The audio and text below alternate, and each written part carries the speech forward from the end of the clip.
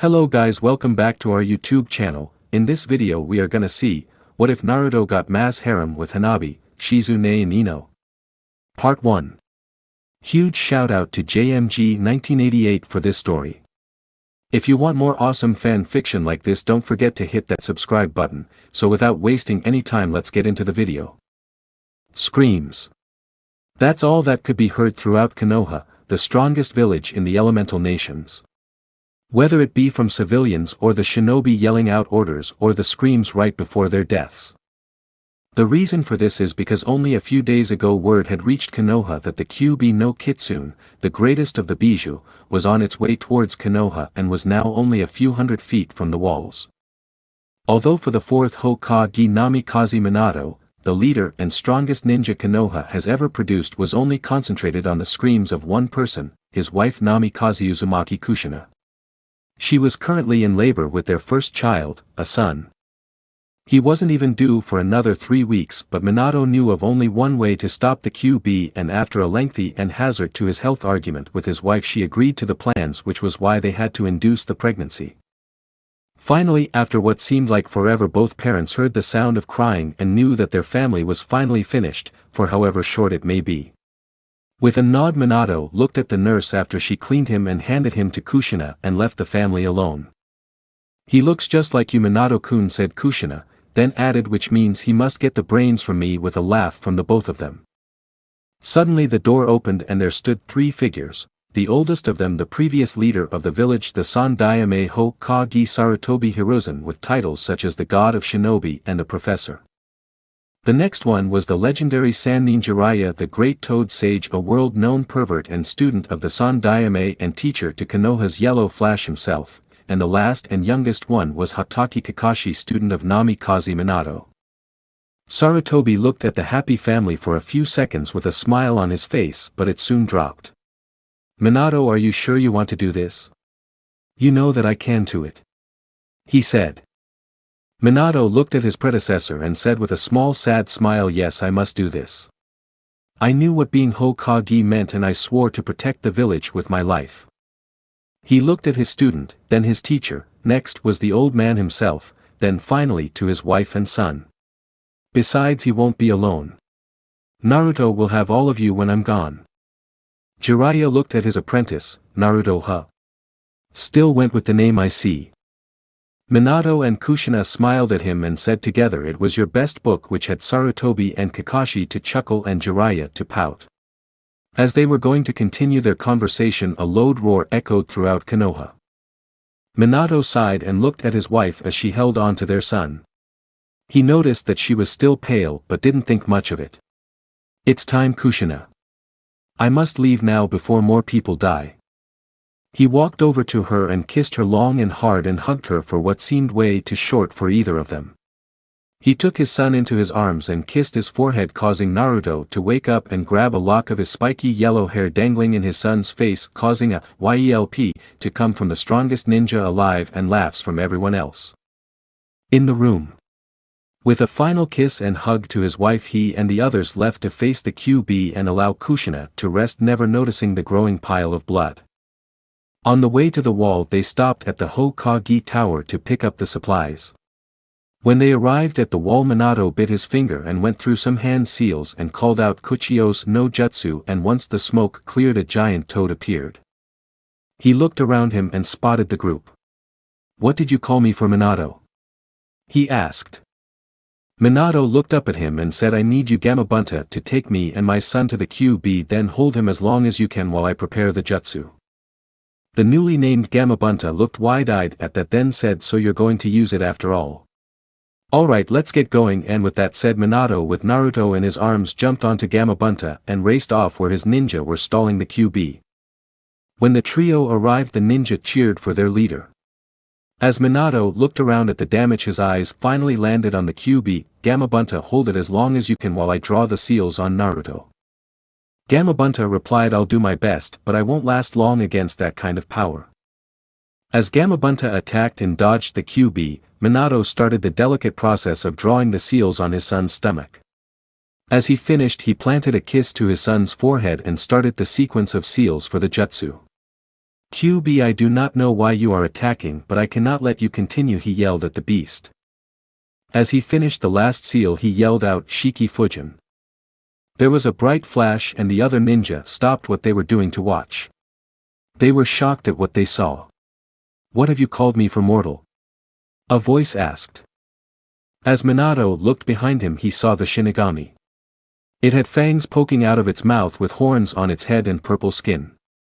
It also had a large knife like Gamabunta. He looked it in its eyes and said low enough so only the Shinigami could hear him, Shinigami-sama, I have summoned you to seal the QB into my son to stop its destruction. Shinigami looked at QB and said, very well, but as stated, I will have your soul as payment. Hi, arigato Shinigami-sama. Minato watched as the Shinigami's arm went through him to the QB and stuck its hand into the creature. As it pulled back, it brought with it the soul of the beast, but it was not acting like it was before. It looked around as if it didn't recognize where it was. As the Shinigami placed its soul into his son, he finished the process by drawing the remaining seals on his son's stomach before he died. As he finished, he saw the same three people arrive next to him, but before he could say anything though, Sarutobi spoke up. Minato, I'm sorry, but there were complications with Kushina after we left. She was bleeding and the doctors couldn't stop it. She wrote a letter to Naruto before she died roughly 30 minutes ago. Minato looked on wide-eyed. That was not supposed to happen. She was supposed to raise their son. Hear his first words, watch his first step, watch him as he entered his first day at the academy. He let a few tears fall from his face before he looked back up. Sarutobi, tell the people my last wish is for them to see my son as the hero he is. For now he will take his mother's name until he is strong enough for his full name. I have left further instructions in the safe in the office. With that said, the Shinigami pulled out his soul and ate it. With his anchor gone, Gamabunta returned to the world of the summons. Sarutobi picked up Naruto and held him close and rocking him back and forth to quiet his crying at the loss of his father. Jiraiya looked at his student before picking him up as the rest of the shinobi and kunoichi surrounded their fallen leader. After the Sandaime issued orders, the two adults, one young teen, and one baby left back to the village. As Minato opened his eyes, he suspected to be in the belly of the Shinigami. He did not expect to be in a throne-like room with who he assumed as the Shinigami, as he looked different from before, looking at him and saying, we have much to discuss. A little boy with blonde hair, blue eyes, and 3 whiskers like marks on each cheek was running from a crowd of villagers and shinobi trying to find a place to hide. Today was his 5th birthday and he wanted to enjoy the festival like everyone else, so he ignored the warnings of Sandaime and had left the safety of his apartment. The reason a boy so young that was living on his own is because on his 4th birthday the orphanage had kicked him out, saying, you're old enough, demon, so get out of here and die. He had been living on the streets for 6 months before his Gigi had found out what happened and had managed to get him an apartment in the slums section of Konoha, the only place that would allow Naruto to live. As he ran, he turned a corner and realized his mistake when he saw it was a dead end. He turned around only to find that he was already trapped. He looked at the villagers brandishing their weapons, yelling obscenities at him, and looked at the ninja also amongst the crowd and on the roofs of the adjacent buildings, also getting out their kunes and shurikens and any other weapons they had. Some were even going through hand seals taunting him. Naruto started to panic and yelled out things like, why are you doing this? And what have I ever done to you? This only seemed to anger the crowd more as they started yelling back, you're a demon. And how dare you? You killed our families, you little QB brat, and now we're going to finish what the Yondaime started. With that they charged the poor boy and started kicking him and hitting him. Then they cut him and stabbed him with their weapons.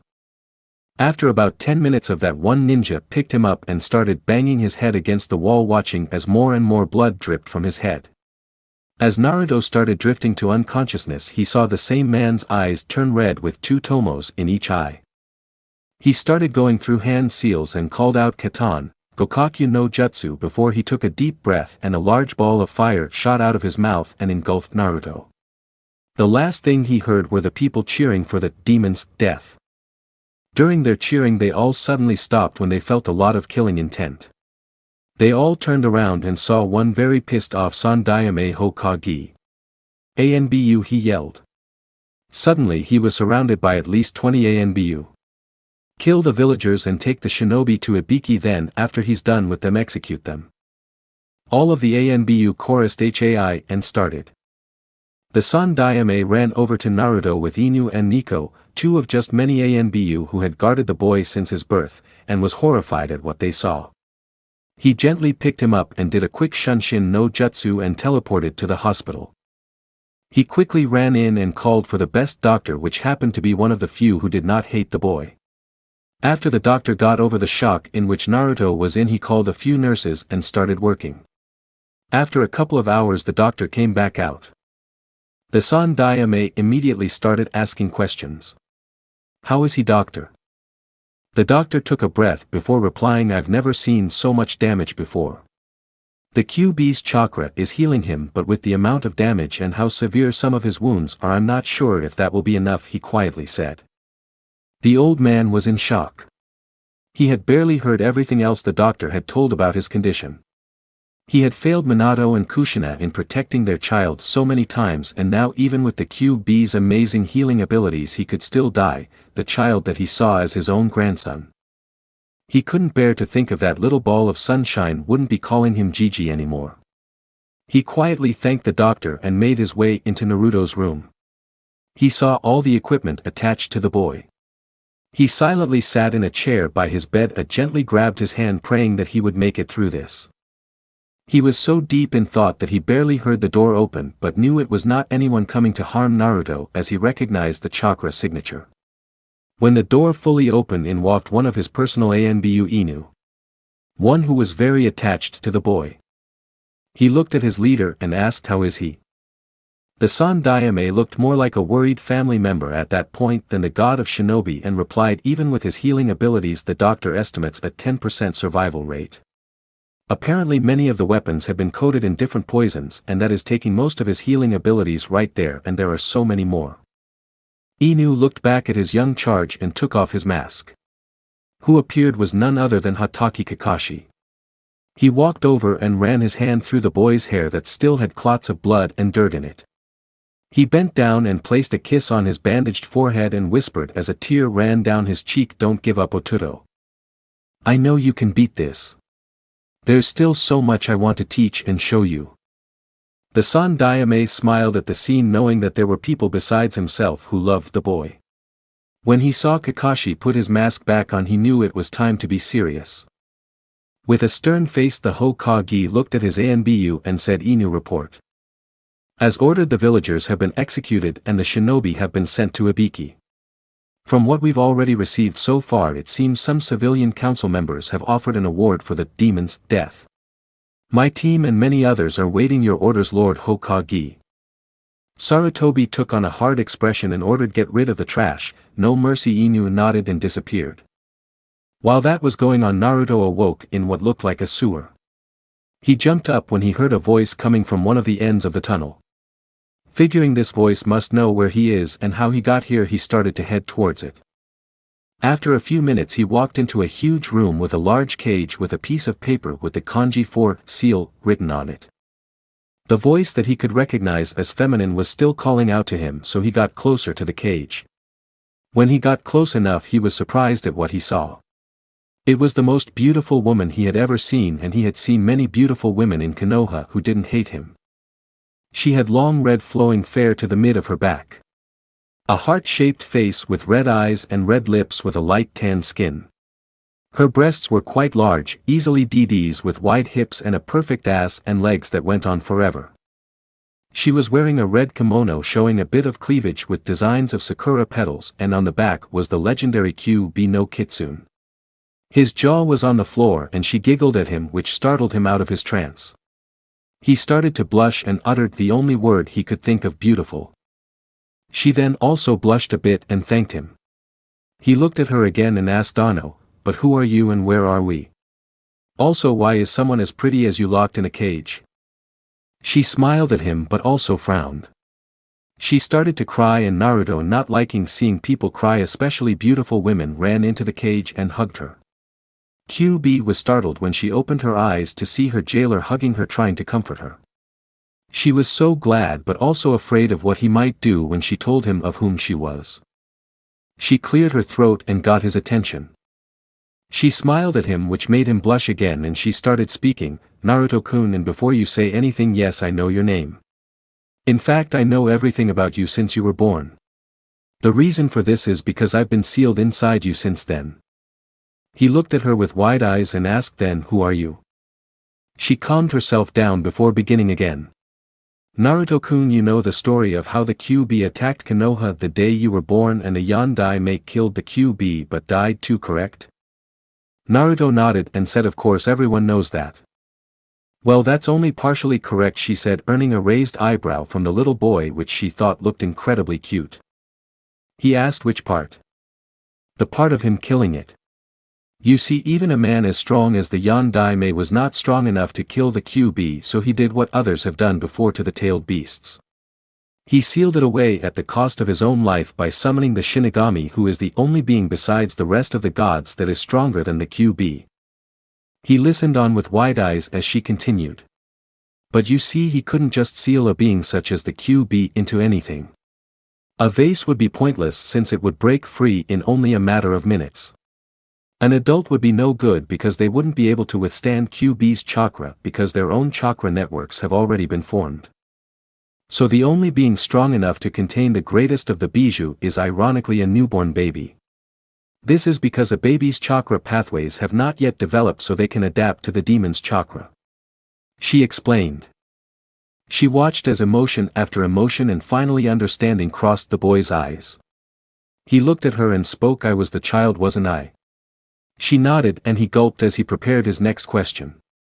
"Then that means you're the QB no Kitsune?" he again asked. She replied, "Yes, Naruto-kun, I am the QB no Kitsune. But I want you to know that not all demons are bad as humans believe." He looked at her, still hugging her, unable to move from everything he had just learned. "I guess that makes sense since you don't seem very mean to me." She smiled at him and hugged him tighter and begun crying again. "QB-chan, what's the matter? Why are you crying?"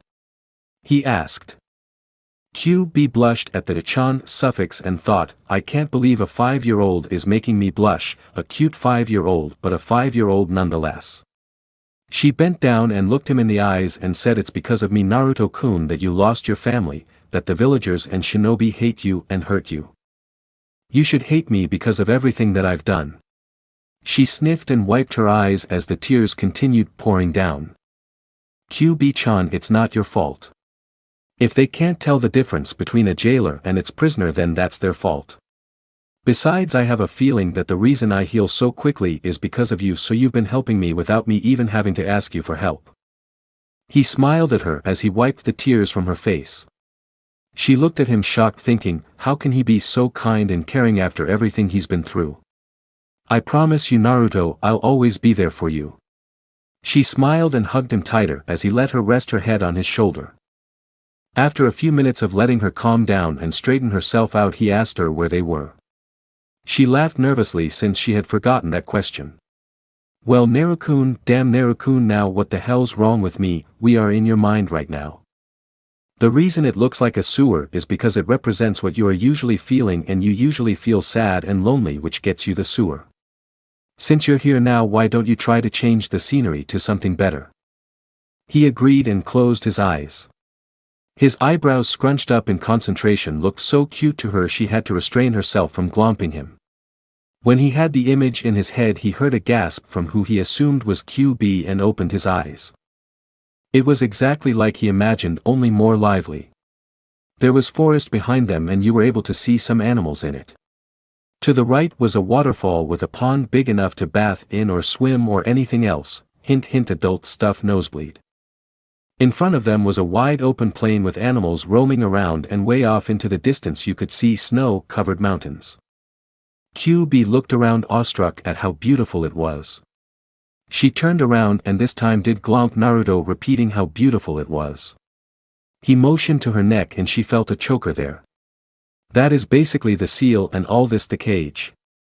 I've allowed you to alter anything you like and to add anything also." He smiled at her as she once again cried, but this time of tears of happiness. After walking around a bit, Naruto grabbed QB's hand and motioned for them to sit down. When they did, she could see the hesitation on his face. "What's the matter, Naru-kun? You can ask me anything you know." He looked into her eyes and knew that what he was about to ask was big, but he believed her. "Kyu-chan," he started. She blushed at her new nickname but let him continue. "If you're willing to tell me, I would like to know why you attacked Konoha." She looked at him for a few seconds, then nodded her head. "I was sleeping in my den when I was attacked by a man who had yellow slitted eyes and smelt like snakes and used snakes in his jutsu. I chased him out of my den and turned around to go back in, but as I turned around there was another man there. Unlike the other man, his eyes were red with 3 tomos in each eye that morphed together, and he used one of his eye's powers to trap me into a powerful gain jutsu. He tortured me in my human form for 72 hours in that gain jutsu, when in reality it had only been a second in the real world. He then used my broken mind to control me and had me attack Konoha. The rest you know, but even though I don't know the first man, I do know who the second one was." Naruto looked at her with wide eyes. What happened to her was terrible. He quickly hugged her, telling her everything was okay as she began to cry. "I believe I know who the man who attacked you first. He sounds like the snake Sannin Orochimaru who betrayed the leaf shortly after the Yan Daime was chosen for Hokage. What was the name of the second person?" "I know him because he had used me before, using the same method to attack Konoha during the reign of the Shodai. Luckily, with the Shodai's bloodline, he was able to stop me and the man, but he still lives after all these years. He knew he would need help of controlling me again, which is why he used the first man to distract me. The name of that man is Uchiha Madara." Naruto was once again shocked. The man who helped found Konoha has tried to destroy it at least twice. Not only that, but he'd have to be over 100 years old by now. "Kyu-chan, do you know how he is still alive?" She nodded and asked, "Naruto-kun, do you know where bloodlines originate from?" He shook his head and she explained. "You see, about 90% of the world's bloodlines originate from demons. The other 10% come from the gods. Reason there are more demonic bloodlines is because before the age of ninja, humans and demons lived together in peace. There were a few humans and demons, of course, that didn't get along as well. Well, some of those demons fell in love with the humans and they had children. From this is where most bloodlines started. After many generations the bloodlines got stronger, but with that the humans got greedy, wanting that power for themselves.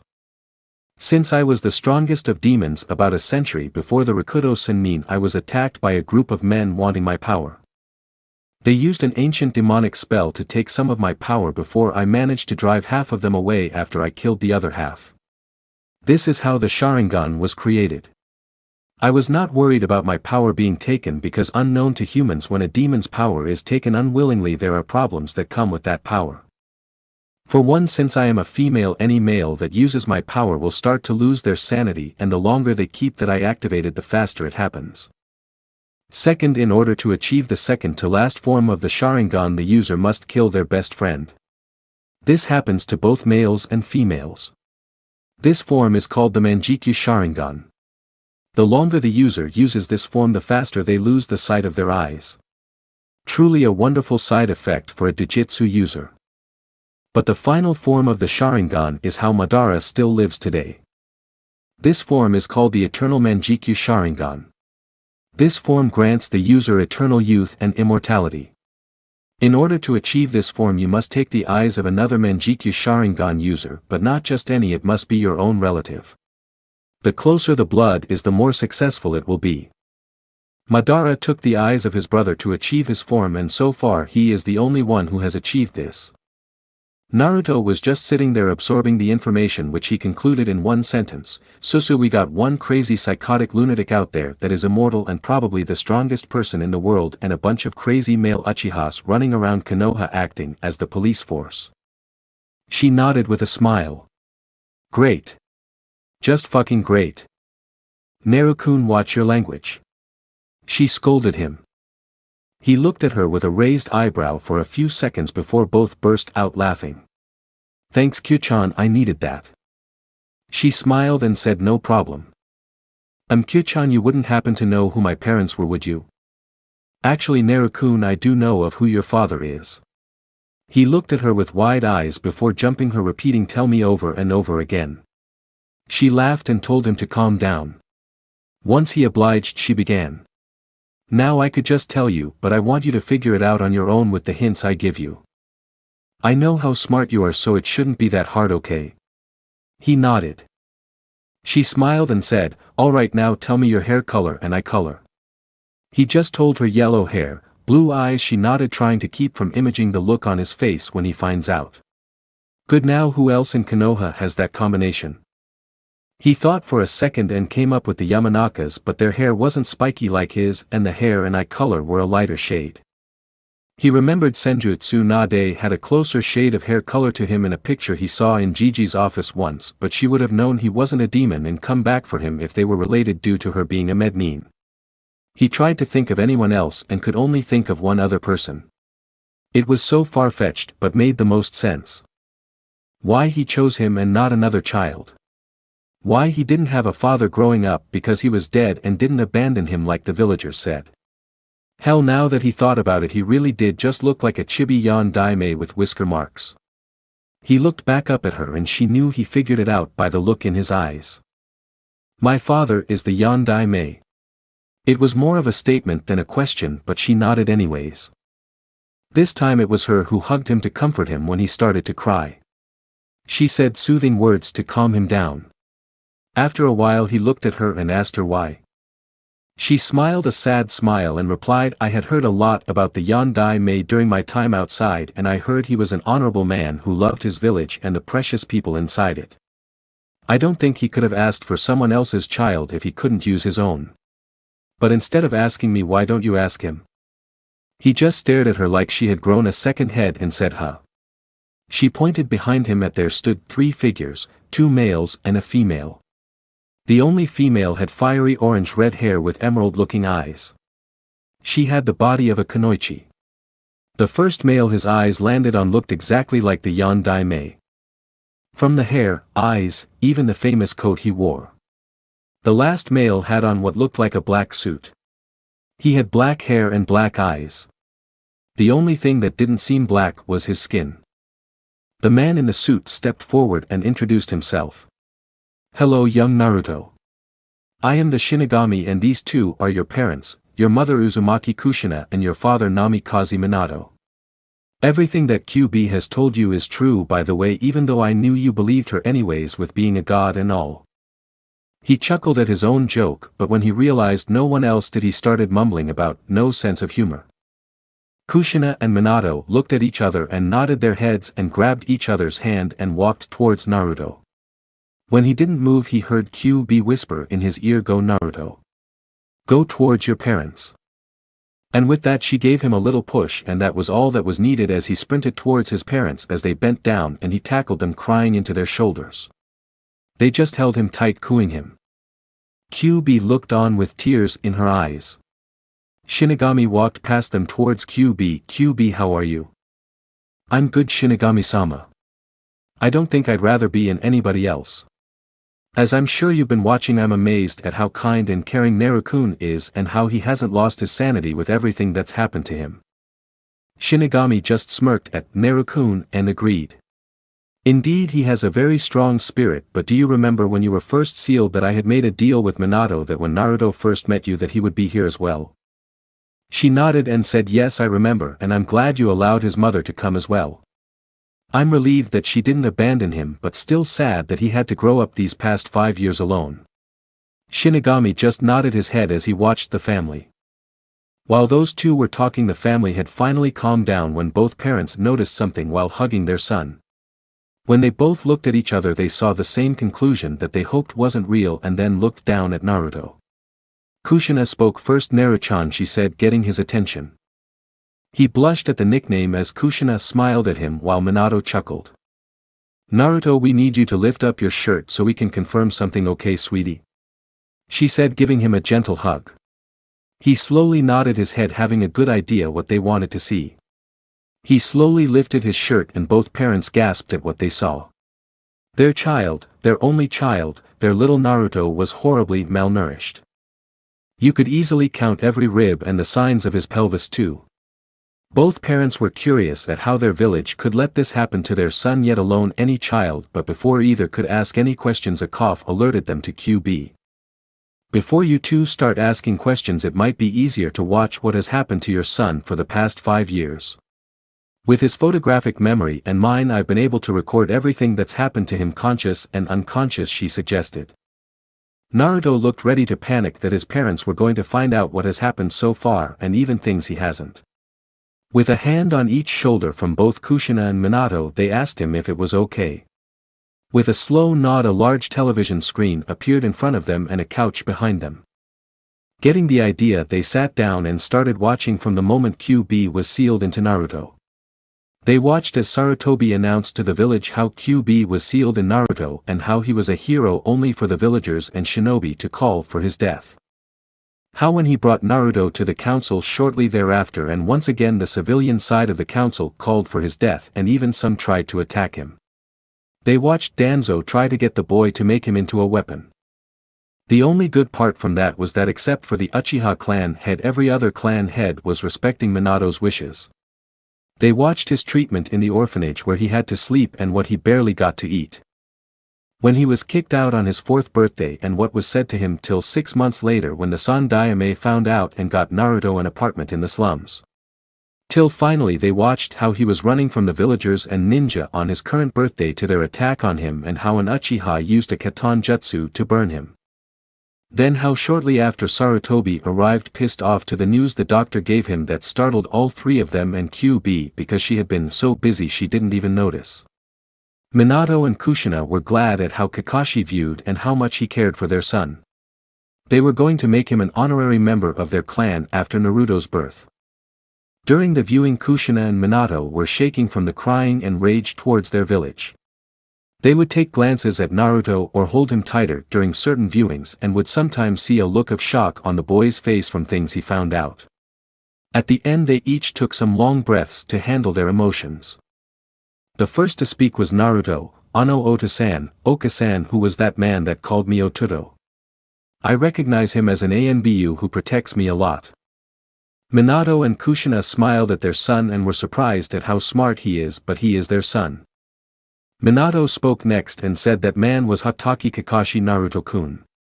He was one of my 2 remaining students when I was a Jounin sensei. Then Kushina spoke up. He is a good and honorable man and we were going to surprise him by making him an honorary member of our clan after you were born, but as you know things don't always work out the way you want them to. During this conversation the Shinigami and QB walked over to them to get their attention. Shinigami cleared his throat and began, "I'm sorry to break this up, but as you recall the reason Naruto is here is because of the attack on him. Unfortunately due to the circumstance of his injuries not even QB's healing abilities will heal him and he is slowly dying."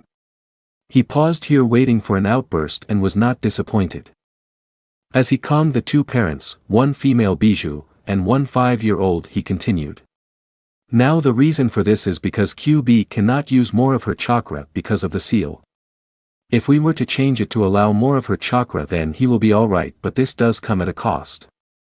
He paused again to let that set in and continued. Now the seal originally would slowly purify QB's chakra into Naruto's own, adding to his reserves, and by the time he reached 25 it would be complete and QB could either come with me to the afterlife or become human with Kage level strength. Now because of the recent development these conditions are still there with some minor changes and additions.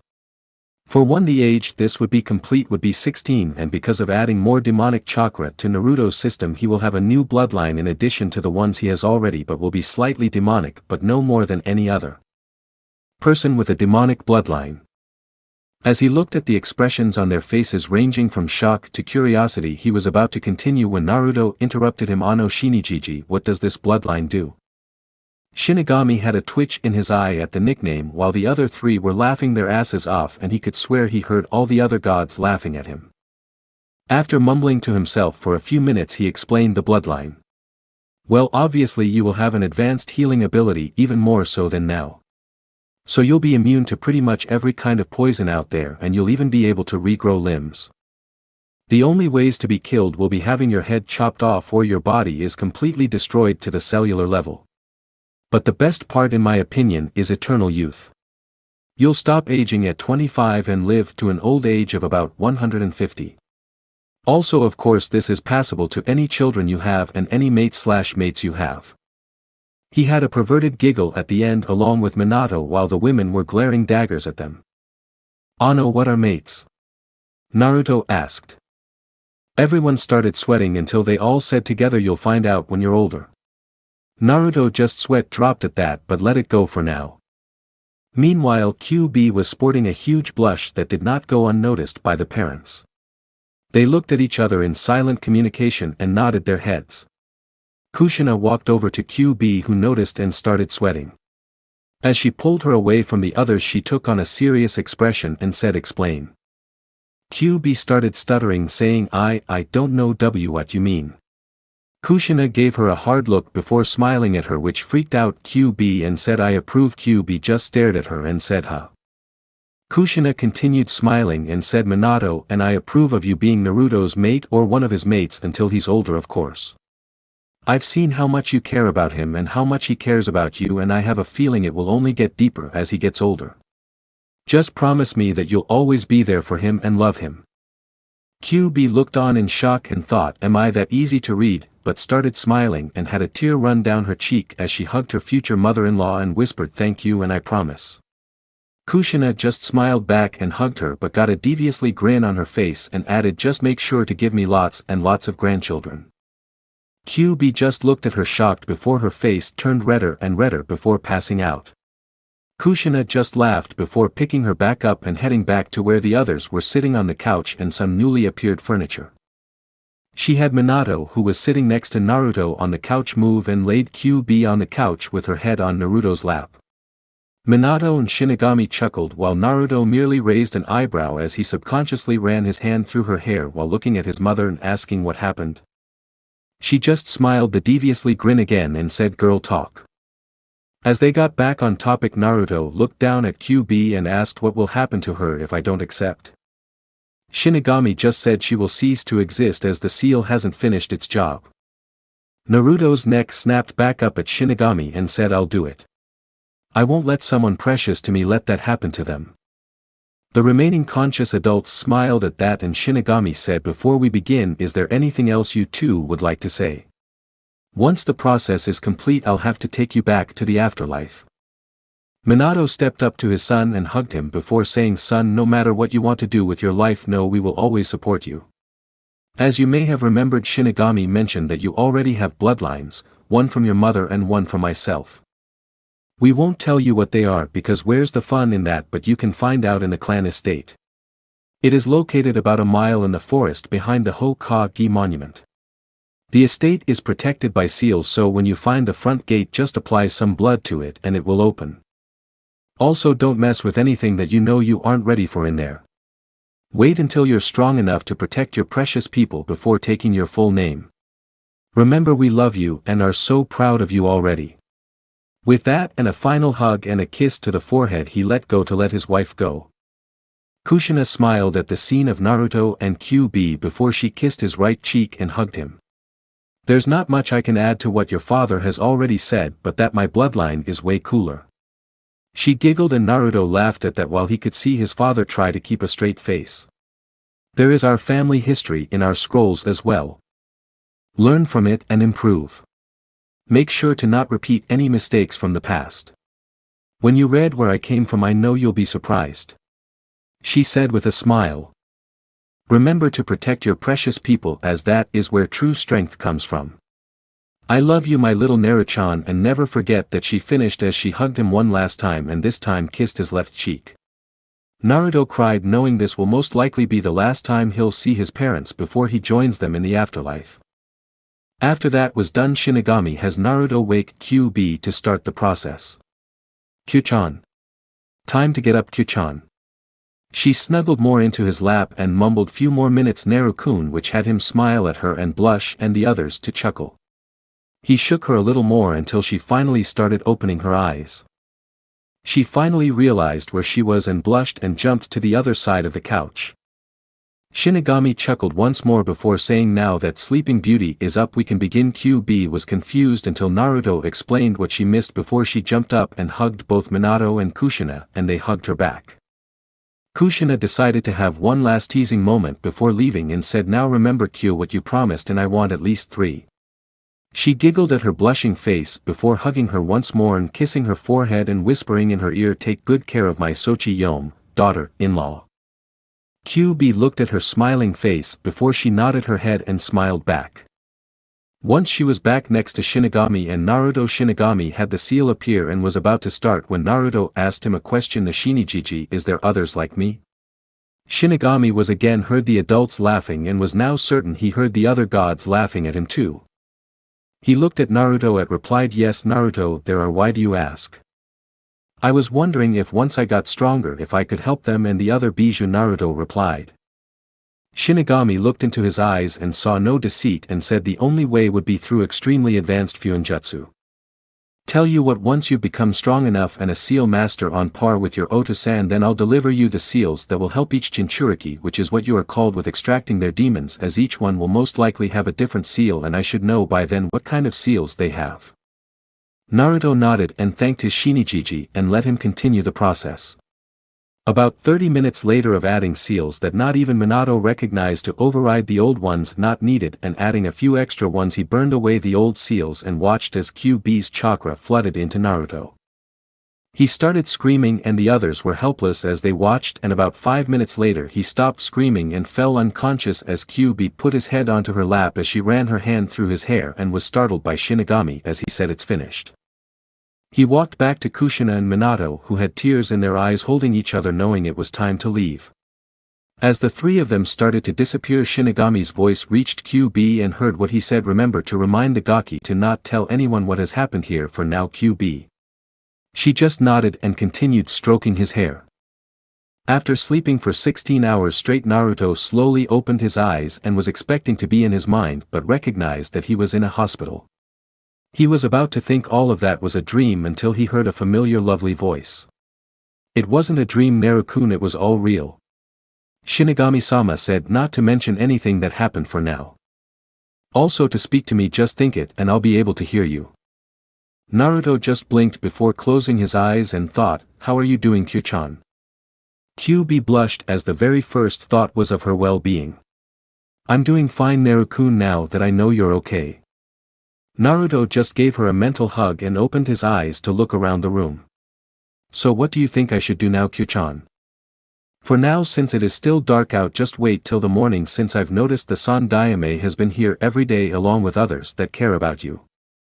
I would let them know you're okay now, and when you are discharged sneak to your clan house to find out about your bloodlines and you can start living there. Also, I was told by your mother that the place has enough food for 3 years so you can start eating healthy and get better. Then if you still want to become a ninja, I can help instruct you, since I'm sure they must have a training ground or some place to train. Naruto just listened to everything she had mentioned and couldn't help but be impressed. Wow, Kyu-chan, you're amazing. He praised, which earned a blush from our vixen. Soon he was back asleep and woke up at the sound of the door opening. He opened his eyes as he saw his Gigi and immediately woke up and jumped as his back was facing him as he closed the door, yelling Gigi. And tackled the old man. Sarutobi was shocked but then noticed what the person said. Only one person calls me that, he thought. As he slowly turned around, there he was wide awake, smiling from ear to ear, hugging his Gigi's back. Suddenly Sarutobi began smiling as tears ran down his cheeks as he hugged his Magamasuko, grandson. After a few minutes he placed Naruto back on the bed and looked him over for any injuries. When he didn't see any, he asked, how are you doing, Naruto-kun? Naruto smiled at his Gigi and said, I'm good now, Gigi. When can I leave? As soon as the doctor clears you, Naruto-kun, and he should be in here soon. So tell me, do you remember how you ended up in here? Naruto looked down and nodded. Sarutobi looked sadly at the boy. To be only 5 but to be through things not even a veteran ninja would have, he thought. Do you want to talk about it, Naruto-kun? You know I'm always here for you. Naruto just hugged his Gigi and started crying. Even though he's cried with Kyu-chan and his parents about it, it still hurts. Sarutobi just hugged him tighter and just rocked him back and forth saying, "It'll be alright, Naruto-kun, it'll be alright." After a few minutes the door opened and the doctor walked in. He was shocked as he saw his little patient awake and hugging the Sandaime but smiled at the scene. He walked over to Naruto and began checking him for injuries. After the okay, he discharged Naruto after hugging the boy to let him know that he's not alone. Sarutobi did a quick Shunshin no Jutsu to avoid any villagers and appeared in his office where he spent the rest of the day with the boy and any ANBU or other people who were worried about him. After a stop at Ichiraku Ramen in which Naruto set a new record for eating 33 bowls, they left to his apartment where he wished Naruto good night. Naruto and QB decided to wait a couple weeks until things calmed down to head to the estate. Once night fell though, he headed off.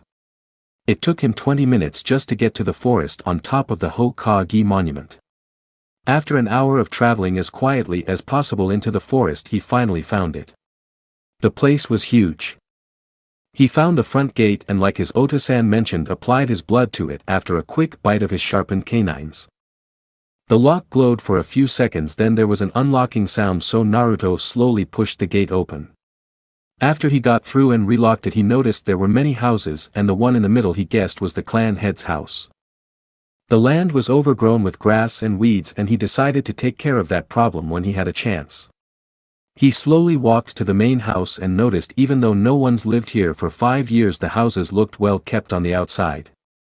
As he arrived at the door of the main house, he noticed the same lock on the gate, so he applied blood once again and after a few seconds opened the door. When he walked inside, he was awestruck at what he saw. The place looked even bigger on the inside. The only noticeable problem was that the place was dusty as hell, but he figured after 5 years could do that. After traveling for about 10 minutes, he came upon the main bedroom and decided to explore the rest of the house in the morning. Naruto was having the best sleep of his life. He could finally relax, not having to worry if someone was going to break into his apartment and try to kill him. Slowly the sun rose and shined in through the window, landing on his face. He slowly opened his eyes from the warm sensation. When he finally sat himself up in bed, he looked around and smiled to himself. He was finally home. Home, he never thought he would have that, and it felt damn good. He walked through the mansion to see if he could find any clothes that would fit him. After an hour he found 20 sets of clothes from various rooms. He went back to the master bedroom and put the clothes on the bed and headed for the bathroom. He turned on the water to the shower and started scrubbing fast before the water went off, but then he remembered that he wasn't in his old apartment where that old bitch of a landlady had timed his showers, and took his time feeling the warmth of the water on his skin. After about 20 minutes he finished and took his towel and walked back to the bedroom. After getting dressed he headed downstairs to the kitchen. He looked around but didn't spot any food. He could have sworn QB told him that there was food here. He opened his mind link with her and called to her, "Kyu-chan." He tried again after no response, "Kyu-chan, you there?" He was about to try again but finally got a response, "Haneru-kun. What are you doing up so early?" Naruto shook his head and thought, "The sun has been up for over an hour now, Kyu-chan, and I wanted to get started on my training as soon as possible. Anyways, do you know where Oka-san said the food was, because I don't see any?" QB slowly stretched herself awake and remembered what Kushina had said. "I remember now. She said that the food was stored in seals in the pantry room in the room next to the kitchen. Just apply a small bit of chakra to the seals and take what you want to eat." Naruto thanked her and walked to the room. As he walked inside he noticed various labels for things like apples and bread and even things like milk. These must be some seals to keep things like milk preserved, he thought. As he was about to apply a small amount of chakra to various seals, he quickly remembered an important detail. Laughing nervously he opened his connection to QB and said, QB. I just remembered I haven't accessed my chakra yet." QB's eyes widened as she blushed in embarrassment, as she too had forgotten that. Laughing nervously as well she replied, "Well, I guess the first thing is to unlock your chakra." After he went out back he found what looks like a training ground that would need to be cleaned up, but for now he decided to start his training. Naruto gave her a mental nod when he was ready and she started. Sit down and close your eyes. Look deep into yourself till you find something warm and grab onto it and don't let go. Pull it to yourself and make it part of you. Naruto did as told, and after about 10 minutes he found it. He grabbed it and pulled it to him. It was so warm and he felt the power running through him. He opened his eyes and saw his chakra around him. It was a dark blue that surrounded his entire body. He calmed down and watched it recede. QB smiled radiantly as she congratulated him. Well done Naruto, you managed to get it on your first try and in record time. For now, since your body is still repairing itself, which should be finished by the end of the month with you starting to eat healthy every day, we'll work on controlling your chakra. Since you already have high genin level reserves, you'll have to constantly work on your control, as it will keep growing with my chakra converting to your own and naturally it increasing as you get stronger. But for now, head back in and have some breakfast. After having the best breakfast ever and restocking the kitchen, he headed back out to continue his training. And so for the next couple months Naruto trained every day, resting on Sunday. Like QB had said, his body was what it should have been and a bit better at the end of the month, and she had him start training his body. He started with 50 push-ups, sit-ups, leg squats and other various exercises, and finishing with 10 laps around the field, which equaled about half a mile in the morning. After that he would take a 30-minute break, then work on his chakra control until he was exhausted. He would visit the old man on Sunday so he wouldn't get suspicious. He had cleaned most of the inside of the mansion and started cleaning up his land. There were still some rooms he hadn't entered yet because there were seals on them. He decided to wait to clean the other houses for now. During those 2 months Naruto found the clan library, and it was impressive to say the least. He was sure there were more scrolls here than the Hokage's library. There were about a dozen tables around the room. He walked to a podium in the middle of the room and noticed 2 scrolls on it. The one on the left said Namikaze bloodline on it, and the one on the right said Uzumaki bloodline on it. He opened his Otosan's first and began to read it. To Naruto. This scroll contains the information on the Namikaze bloodline. Our bloodline is not a Dojutsu like the Sharingan or the Byakugan. Ours is a body bloodline. It doesn't have a name, but it is indeed very useful. Our bodies are unique. Every time we are injured, our body becomes harder once we heal. So through constant training, one's body could become theoretically unbreakable. This was how I was able to withstand traveling at the speed of light using my Hiraishin no Jutsu, as only members of the Namikaze family would be able to survive that. Our bloodline was a gift to us by Kami herself. We do not know why she gave this gift to us, but we swore to never abuse this gift. Also, a little bit of interesting info is that most people don't realize, but when the Senju and Uchiha clans settled for peace and decided to find a location to settle down, they were not the ones who settled the land that is now Konohagakure. In fact, when they found the location, the Namikaze clan had already been settled there for a century. We allowed them to settle the lands next to us and helped them build the first ninja village. Over the years we had managed to own 51% of the lands within the village, and as a result anything on those lands, as well as an insurance policy. So suffice to say, we are the richest clan in Konoha. Unfortunately, throughout the great ninja wars many of our clansmen died, and there were only a small handful left when the QB attacked. I am sorry to say that they were among the first to have died that night, and that you are all that is left of our great clan.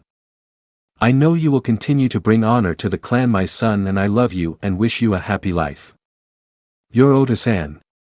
Namikaze Minato, Yandai me Hogake, Konoha no Kiroi Senko, Konoha's Yellow Flash.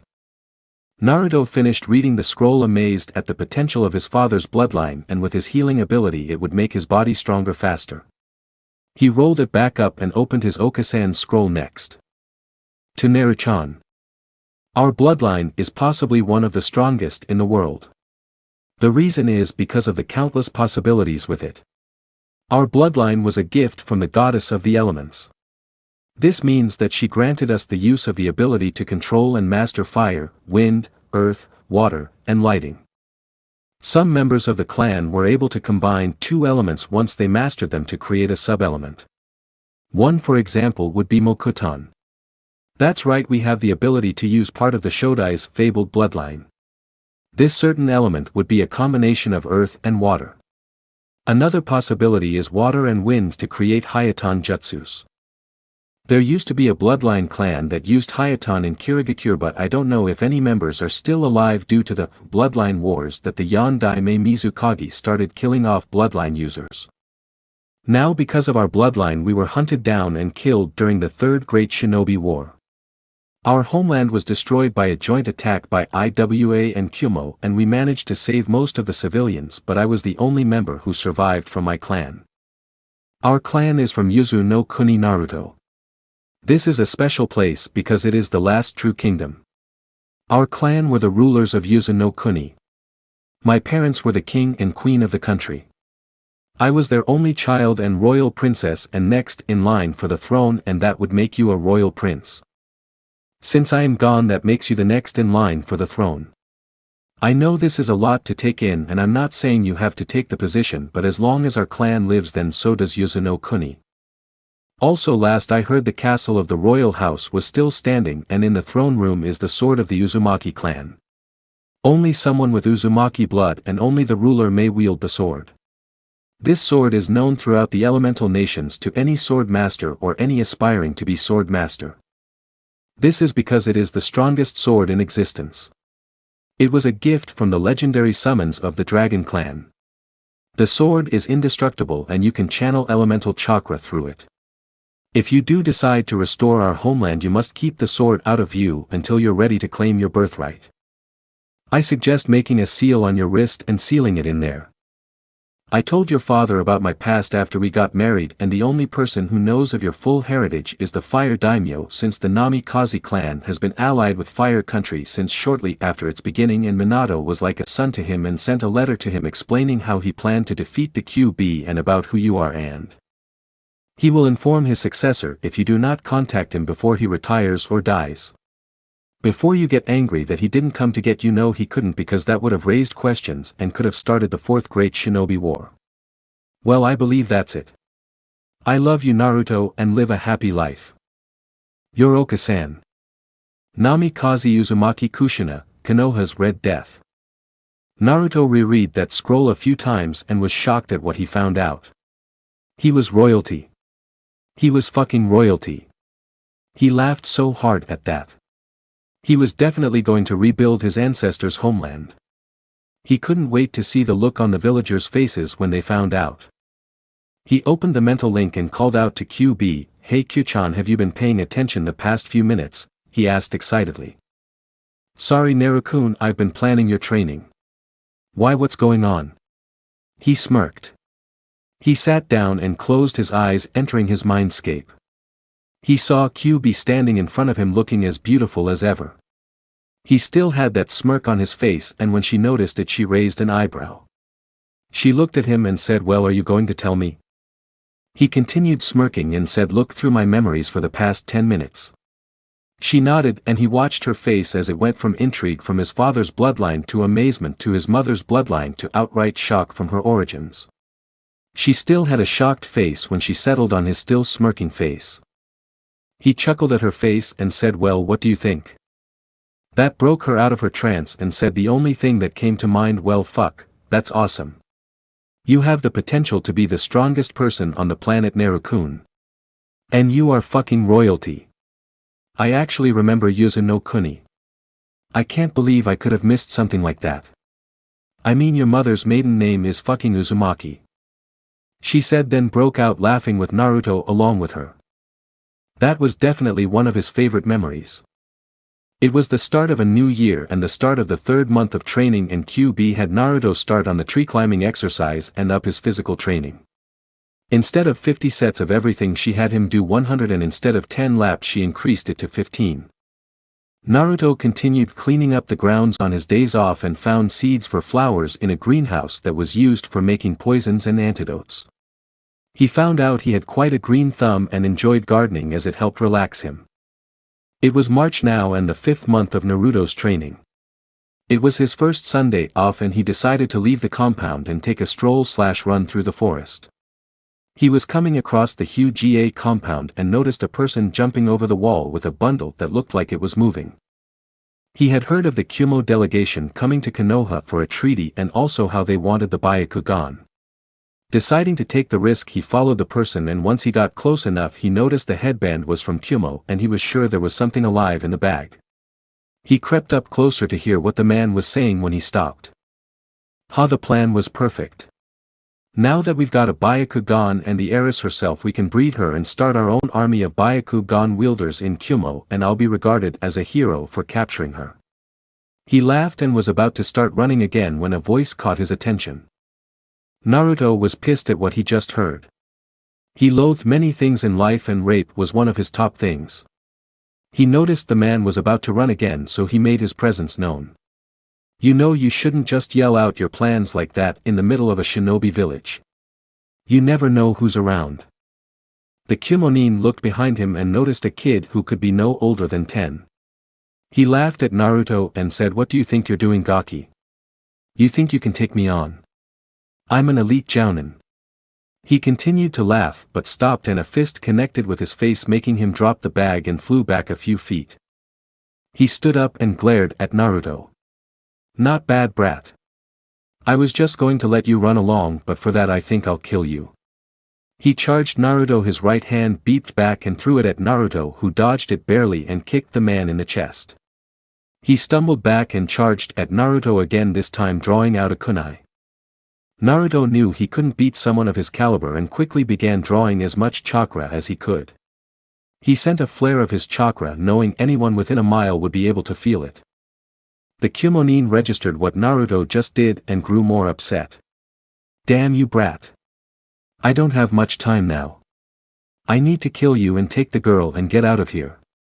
He charged Naruto one last time with his kunai and Naruto charged chakra to his hands, remembering how the Sannin Tsunade was able to multiply her strength doing it. He charged the nin and caught the hand with the kunai and threw his other chakra-enhanced fist right at the nin's face. He watched amazed at the power behind it. The man flew back, hitting a tree, and was knocked out. He snapped out of his trance when he heard a patrol approaching his location and knew that he had to run. With one quick glance at the nin and the bag, he hightailed it out of there. 10 seconds later an ANBU squad landed and looked around the area. They noticed the Kumo delegate knocked out and the bag that was moving. The captain ordered his men to detain the delegate for questioning and he moved to the bag. He opened it and found the huge heiress bound and gagged with tears in her eyes. He took them off and said, "It's okay now. You're going to be okay."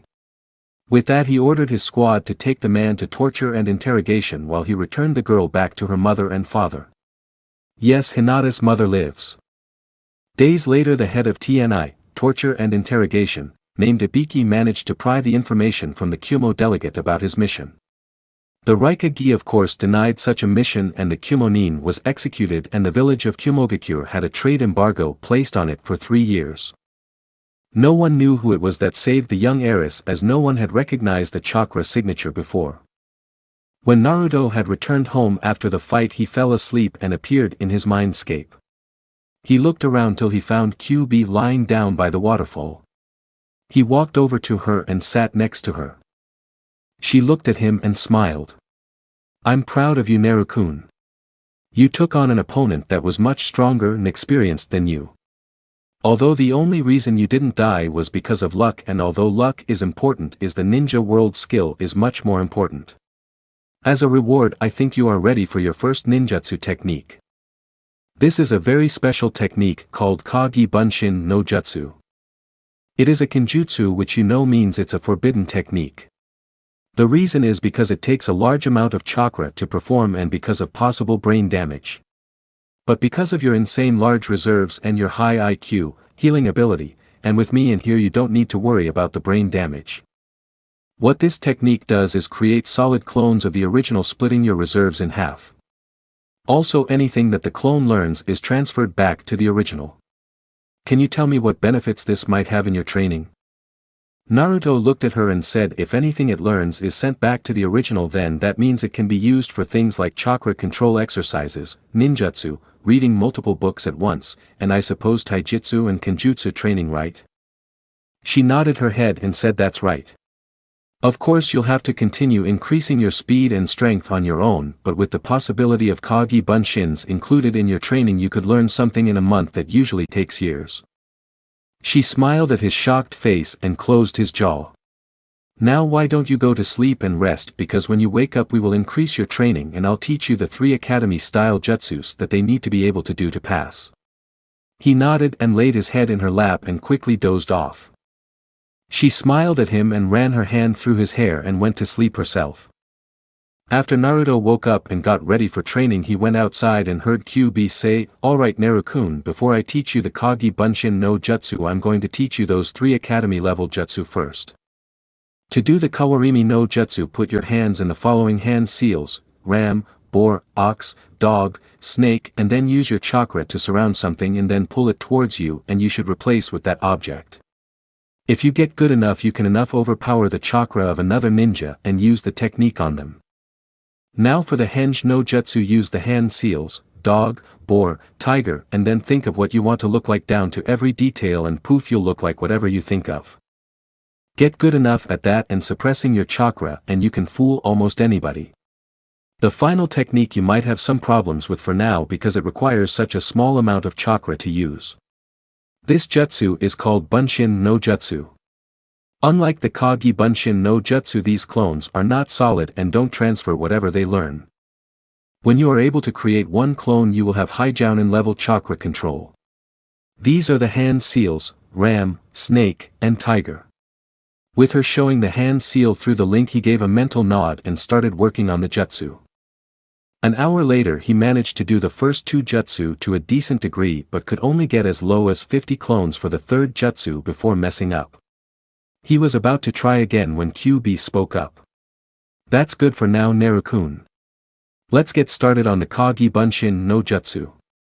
Now here are the correct hand seals: tiger with left and right, adjust to form cross. Pour as much chakra into the technique to see how many you can create for now. He gave her a mental nod and started practicing the jutsu. After about 30 minutes he finally produced results. He opened his eyes and looked around. He looked around at his copies and heard QB speak again. Good job Naru-kun. You did the technique in record time and managed to create 100 clones with only being slight-winded. Not even most Jounin could make that many.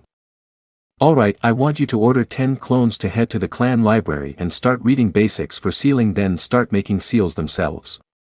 I want 20 clones to practice the Kawarimi no Jutsu and another 20 to practice the Henge no Jutsu. I want the rest to practice the chakra control exercises we've been doing by combining them together. He relayed QB's orders to the clones and started his training. After the end of the day he decided to see how many clones he could create before he messed up. He did the hand seals and spoke in a calm voice: Bunshin no Jutsu. He looked around and saw he only managed to reduce the number to 48. He was about to complain when QB interrupted him. Don't worry about it Naru-kun. You showed improvement in only 1 day and you have years of training ahead of you, so take your time and don't worry about it. He calmed down and replied, You're right. Sorry Kyu-chan. I don't know what I'd do without you. She smiled and blushed at the praise but didn't respond. It was now June and Naruto's 8th month of training. QB had taught him some taijutsu in his mindscape at the beginning of his 6th month and would practice it with his clones. He was able to create 300 now and had them doing various things, improving his skills. He took up learning how to hunt and how to build, as well as learning to cook better meals. He sent more clones to the library as well to learn about the history of the village and the rest of the elemental nations. He also sent a clone to appear in the village every now and then to deter any suspicion of his whereabouts. With the help of his clones he was able to finish cleaning up the houses and lands as well as exploring more of the area. QB had once again upped his physical training to 200 sets of everything in 25 laps, equaling about 2.5 miles every day. He still rested on Sunday and there was no stopping him from his pilgrimage to Ichiraku Ramen either on that day. Sarutobi and a lot of others had noticed that Naruto was getting stronger, and when questioned where he's been during the rest of the week he replied, at training grounds that aren't being used and away from the village to train myself, with a shrug.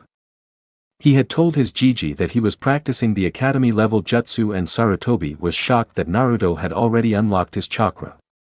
When he questioned Naruto about how he knew these things, he said that he had spied on some classes from the academy and watched some students train. Sarutobi wondered if he should enroll Naruto early in the academy. The boy seemed like a prodigy more so than his father. He knew it would raise hell when Naruto would enter the academy at the normal age of 8, and if he enrolled him earlier there would be an uproar from those who hated the boy. Before he even filled out the paperwork he asked Naruto this question. He was expecting for the boy to shout and say yes while jumping all over the place. He was not expecting the boy to shake his head and say no. The old man asked with confusion on his face, "Why do you not want to enter the academy early, Naruto-kun? You could be the youngest person to ever graduate from there. From what you have told me, you know things and are able to do things that a final year student should know." Naruto just kept a neutral face and said, "Because I have learned more on my own, with Kyu-chan's help of course, than I probably would 4 years in the academy. I have left the village alone for 8 months and yet the people still hate me. I still want to become the best Hokage this village has seen and will see, but I also want to become the best ninja in the world. I have no doubt that the teachers in the academy would try to hamper my education, so I'm training and learning as much as I can now so I will not be left behind once I do join." Sarutobi just listened to the words of his Magamasuko. Not even people twice his age spoke so well. The more he listened the more he had to sadly agree in his heart and mind that the boy spoke the truth. If only those damn fools would just look at the boy and not the demon, then they would have seen the unfathomable depths of potential this child has. He took a long drag of his pipe and agreed. It was now August and the 10th month of Naruto's training. Overall, if QB had to guess, she'd put Naruto at high genin level. His speed and strength were low chunin, ninjutsu was mid genin with still only the 3 academy level jutsu and the Kage Bunshin no jutsu in his arsenal. Speaking of the academy jutsu, he has mastered the first 2 jutsu to a point without hand seals and has lowered the amounts of clones to 40 before he messes up thanks to his constant use of his now 400 shadow clones and now low jounin chakra reserves. He can fire kunai and shuriken at all 8 lethal points if standing still at the same time and is improving for moving targets. He has low chunin knowledge on seals and his taijutsu is mid-genin level as well. The only thing he is lacking is experience, which is why she has brought up this current conversation. "Naruto-kun, I want to say that I'm very proud of you. You've come very far in 10 months. If I had to overall guess your current skills, I'd say high genin. Sure, you are higher in some areas and lower in others, but that can be changed through more training. The only thing that more training cannot change is experience. If you had Kage level skills and no experience and were fighting a veteran jounin, then more than likely the jounin would win and you'd be dead. You currently have enough training and survival skills to live on your own, and I am thinking that either on your birthday or shortly after it that you leave the village to continue your training." Naruto looked at her wide-eyed. He couldn't deny that what she said made sense, and he's practically been living on his own since he was born. He wanted to say no to the idea, but he knew it was the most logical idea. He took a deep breath and said, "I agree with your idea.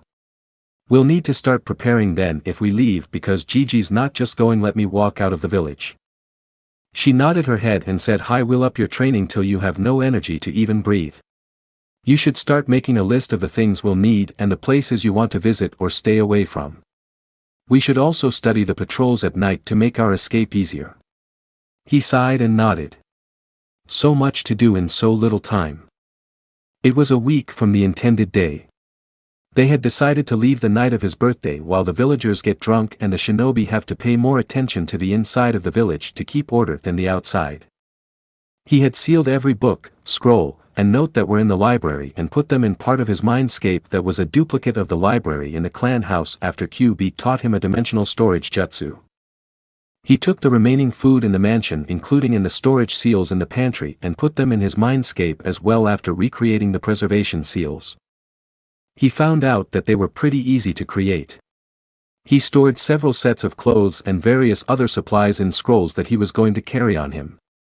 He also found some odd small square pieces of paper that he stored as well. QB told him that they were chakra papers that are used to determine what elemental affinity you have. Even though he knew he had the ability to use all 5 main elements, it would still help him determine which was his strongest affinity and his weakest. He and QB agreed to maintain his rigorous physical training for the first 4 days, then the next day a light workout while keeping up his chakra control exercises during each training. He spent the 6th day with his precious people while keeping up his guard since his birthday was only 1 day away and some people might want to give him an early birthday present. Today was the day.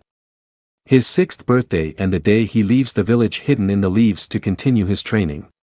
He spent the entire day checking and rechecking, making sure he had everything he needed and didn't leave anything behind.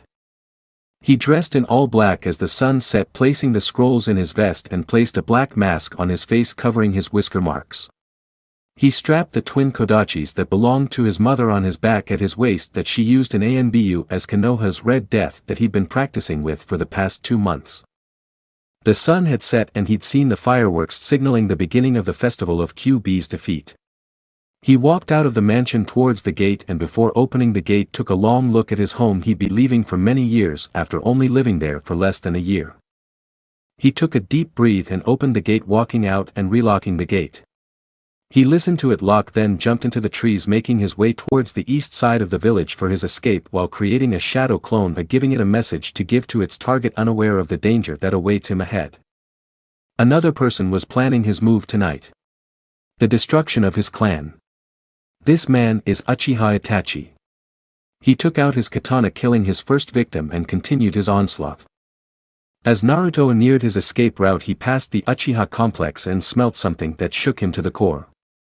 Blood, he thought. He took out one of his kodachis and slowly began his way into the compound. When he arrived, he almost puked at what he saw. Bodies. Bodies everywhere. Covered in blood with limbs missing from that person or that person or that person. He screamed, so he steeled himself and continued him. Uchiha Mikoto could not believe what she was seeing.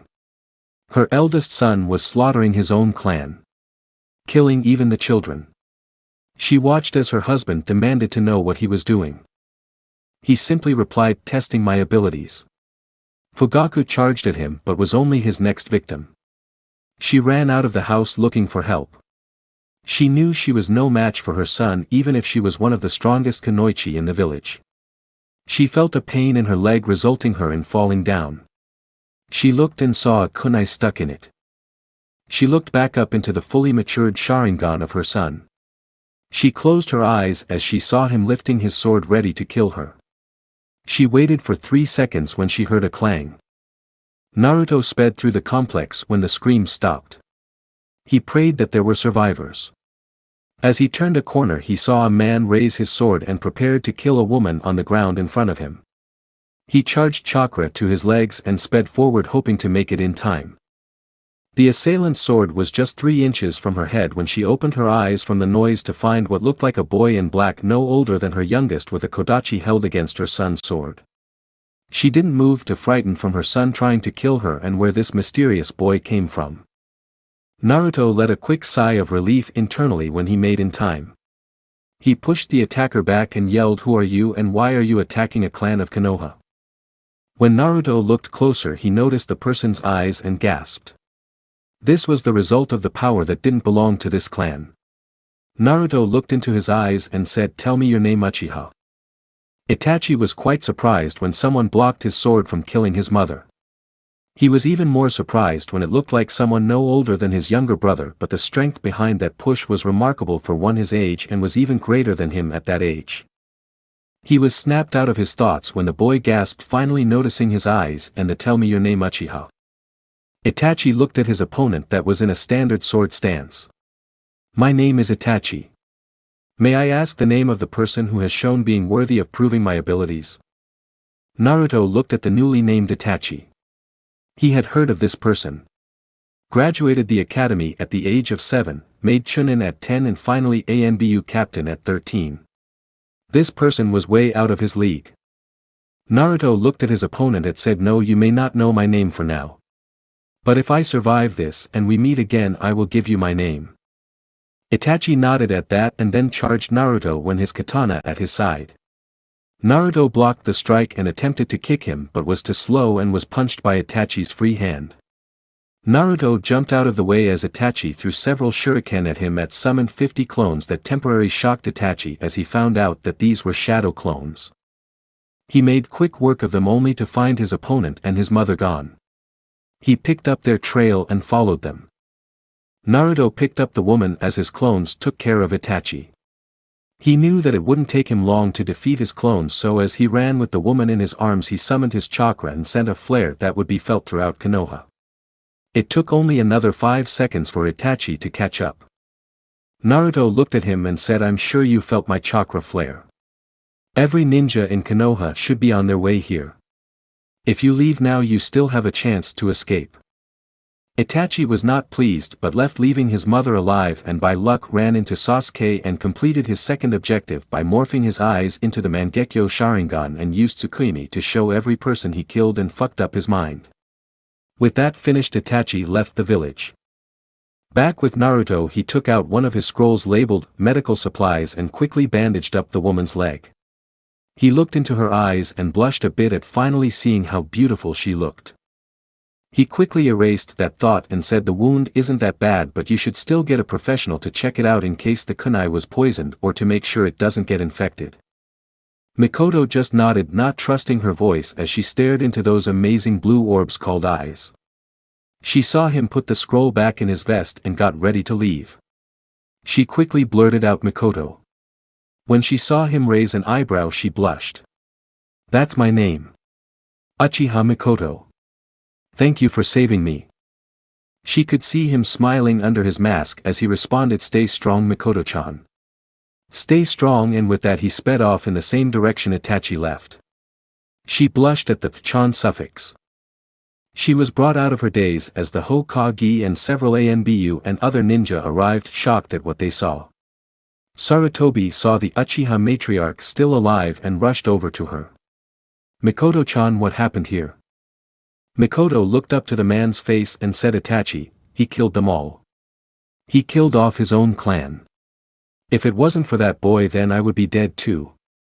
Sarutobi was shocked at what he heard. He quickly ordered everyone to search for survivors as he took Mikoto to the hospital. There she told him of her savior and he was even more shocked. But what really got him was the description. A boy no older than 8 with blue eyes and blonde hair. He knew it was possible that it could have been a Yamanaka or even a henge, but his gut told him otherwise. He bid the woman a quick goodbye and get well and used a quick Shunshin no Jutsu and quickly arrived at his office. He was about to use his crystal ball to look for Naruto when he spotted a kunai with a paper around it on his desk. Quickly dismissing it as an exploding tag, he unwrapped the paper and saw it was a message. "Dear Gigi. I am sorry to say this, but by the time you read this I'll be out of the village. I have chosen to do this to further my training. I'll be able to gather experience and probably some cool techniques. I promise I will survive and get stronger. I will return before what would have been the day of my class's graduation test. Don't you dare die on me because I still need to kick your ass and take that hat. Love your Nagamasuko. Uzumaki Naruto. P.S. I know you can't do anything since I'm not a ninja and only a citizen. Remember to remind the council, especially the civilian council and elders, as well as that old one-arm one-eye guy, that, and give my blessings to the shinobi council." Sarutobi let a tear fall from his eye as he finished reading the letter. He knew now that it was Naruto who stopped Itachi from killing Mikoto. He was so proud that his grandson was already so strong and from that chakra flare earlier had quite a bit of chakra already. He steeled himself and called forth one of his Anbu to gather the council and alert them of what has happened. He chuckled to himself. Quite a genius plan for both of them to use this day for their plans. Naruto was already 20 miles from Konoha when he stopped to take a rest. He definitely wasn't planning on doing that during his escape from Konoha. He continued running for a few more hours before he found a place to lie down and go to sleep. It would definitely be an interesting few years. Chapter end. Alright, that's it for today's video guys. Let me know in the comments section how was the story, and also don't forget to like, share and subscribe. I will meet you in another video. Peace out.